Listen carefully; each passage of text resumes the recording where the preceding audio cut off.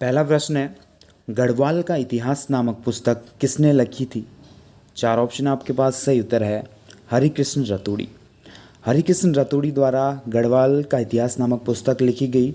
इस पुस्तक में उन्होंने पवार वंश के प्रथम जो शासक थे कनकपाल, उनकी शासन व्यवस्था का वर्णन किया है। अगला क्वेश्चन है, सभासार नामक ग्रंथ किस पवार शासक की रचना है?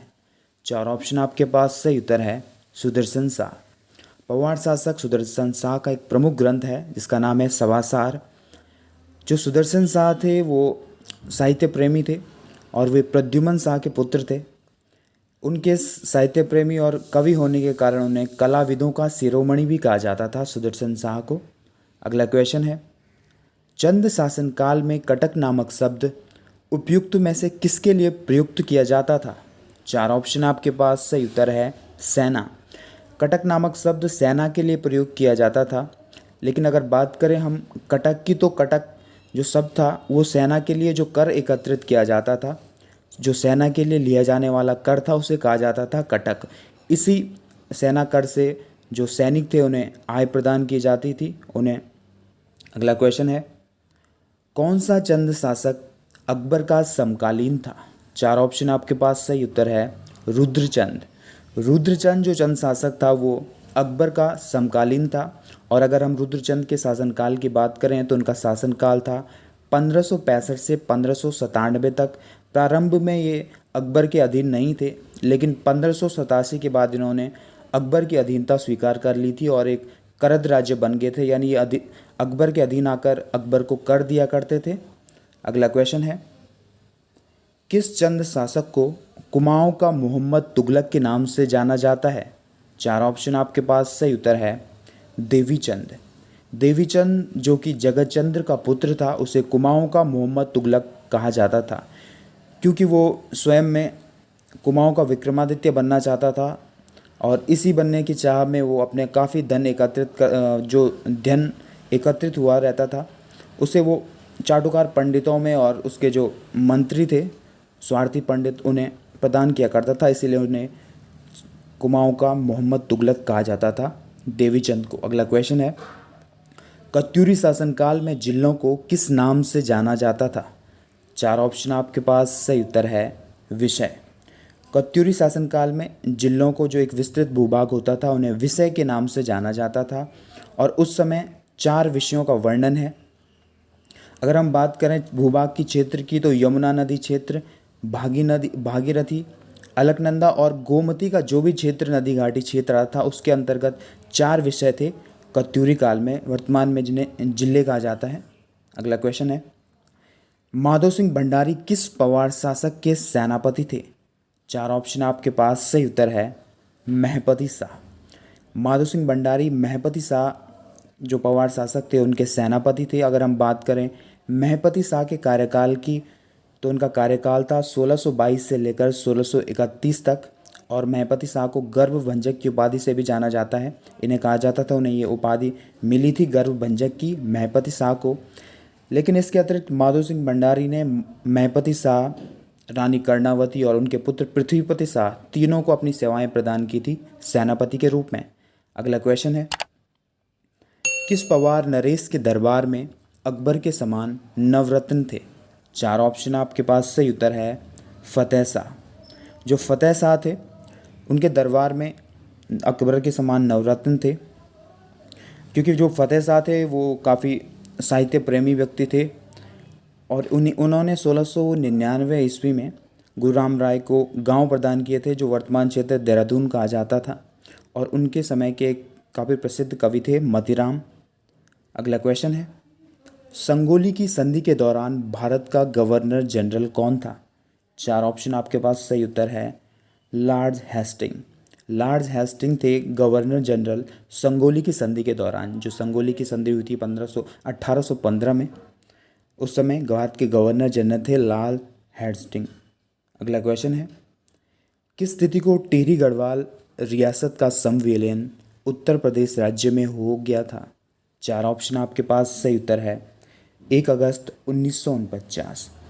1 अगस्त 1949 को जो टिहरी रियासत थी, उससे पूर्व रियासत के रूप में टिहरी था, उसे बना दिया गया था उत्तर प्रदेश का एक जिला 1 अगस्त 1949 को।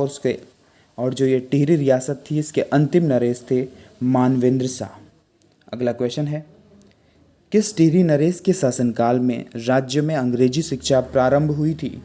4 ऑप्शन आपके पास, सही उत्तर है प्रताप शाह। प्रताप शाह जो कि कीर्ति शाह के पुत्र थे, इनके शासनकाल में सर्वप्रथम राज्य में जो अंग्रेजी शिक्षा वो प्रारंभ हुई थी। अगर हम कार्यकाल की बात करें प्रताप शाह की, तो उनका कार्यकाल था 1871 से 1886 तक। अगला क्वेश्चन है, गिरिजादत्त नैथानी किस पत्र के संपादक थे?